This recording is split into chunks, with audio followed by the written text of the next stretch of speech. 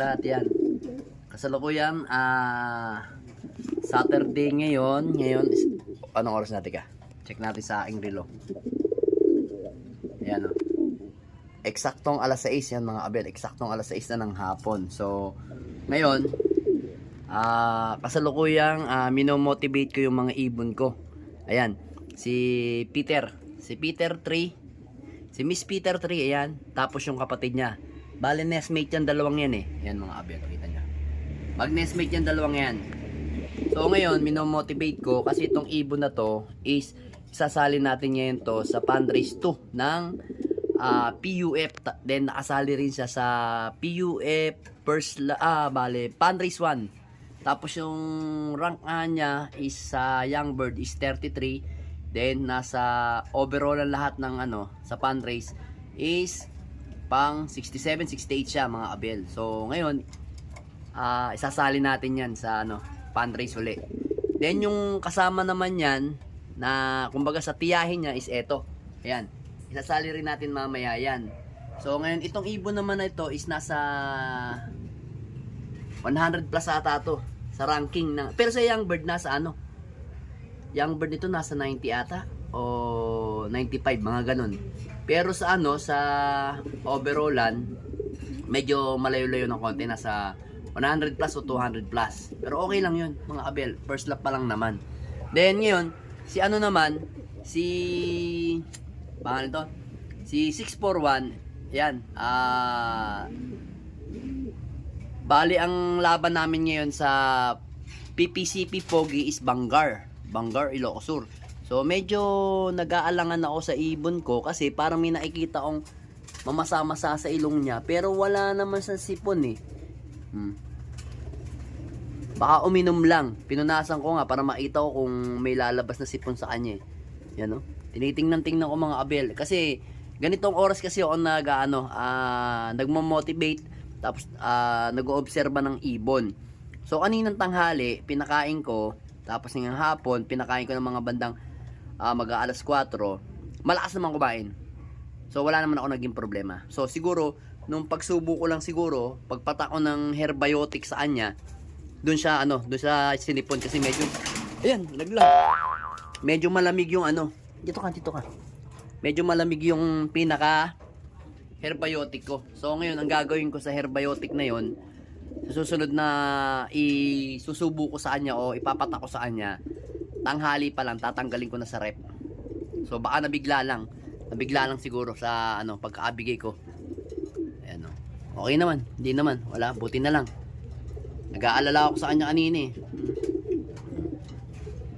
Parit nga ng pwesto.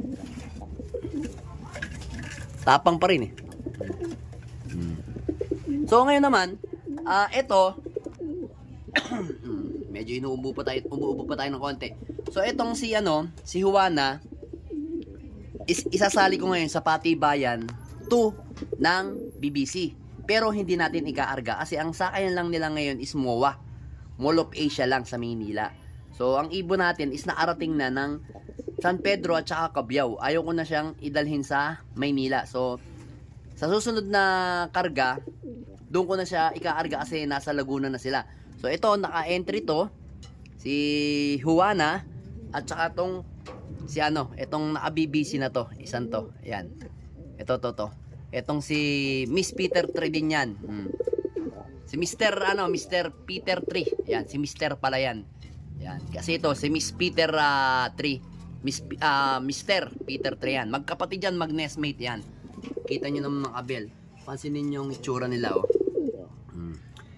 Magkapatid. Kaso, magkaiba yung nila. Magkaiba yung mga mata nila, mga abel, oh. So, kailangan din natin kasi i-motivate sila bukas para mas maganda yung uwi. Pero mga abel, hindi ko sila pinababayaan dyan na magkasama. Kasi, kapag umalis ako dito sa pwesto ko to, sigurado, bababa sila dito. Tapos, magkakastahan sila mga abel. So, eto, mapapansin nyo rin, nakasarado rin yung isa kong aviary. Kasi, ang gagawin ng dalawang yan, pupunta yan dito at doon magkakastahan. Then, yung dalawang yon, bababa din yan at magkakastahan. Then, itong black check na to, is ikaarga rin natin to. Nakalaban din to sa PUF, iti-training na natin yan mamaya. So, tatlo yung isasakay natin ng PUF. Ito yung ano natin, Mr. Peter 2. Yan. Yan yung tinamaan natin ng iCall doon nakaraan na medyo late umuwi. Pero ngayon, ayan, napakalakas na niya. Ayan, oh. Ayan, na-recover na natin ng ayos na. Alright na siya. Yan, pati to. Oh, may bagsak na namang ano dyan. May bagsak na naman siyang ano, putol na naman yung ano niya, buntot niya. Pero tatanggalin ko yan. Pero, ayan, ganyan-ganyan lang yung itsura niya, mga abel. Pero, nako, si Kawit. Ayan, tingnan nyo, kaya si Kawit yan eh. Pakalawit kasi yung ano niya eh. Yan yung direktang anak ni Peter B. Pakalawit yung ano niya, yung tuka niya. Tingnan nyo, mapansinin nyo mga abel. Ayan, pakalawit. Kasi, yung tuka niya sa ilalim, kulang. Nagkulang kasi. So, maya-mayang konti, magkaarga na tayo. So parang naman nakikita ko ng mga puti ang mga tuka ng mga ibon natin. Aray ko. Yan. Sana bukas tingnan natin kung ano magiging resulta ng mga ibon natin sa ginawa nating conditioning, sa 1 week conditioning natin mga abel.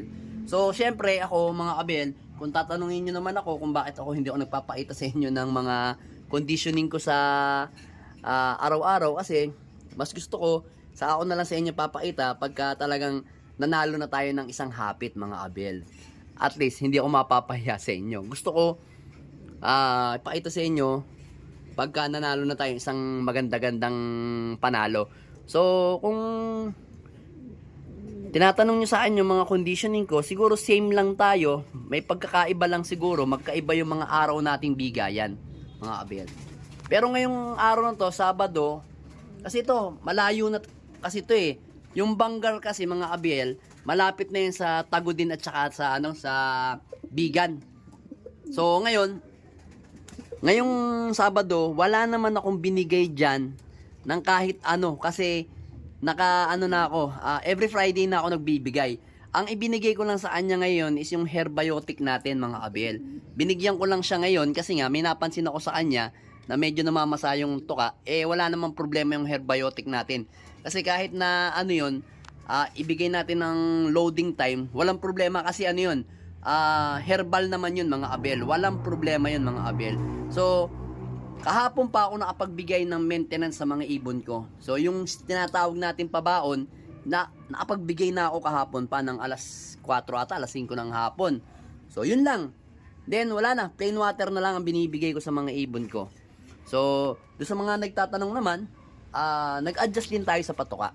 So, yung patuka natin is mga small seeds. Alam nyo naman yung ibig kung sabihin yung small seeds na binibigay sa mga ibon natin. So, kailangan lang talaga matuto kayo, mag-obserba sa mga ibon ninyo kung ano yung mga kailangan. Hindi yung bigay lang ng bigay sa mga ibon. Kailangan nyo rin tingnan yung mga sitwasyon mga abel. Kung ano ba dapat ang ibibigay ninyo sa mga ibon ninyo. Hindi yung bigay lang ng bigay mga abel. Yan mga abel. So, titingnan ko mamaya kung makakapag video ko habang kumakarga ako mga abel. Pabibideo ko saan ako. Try ko lang mga abel, no. Sana, medyo malat pa ako dahil sa ubo ko. Yan. Good luck sa atin bukas mga abel. Tingnan natin kung anong gagawin ng mga ibon natin.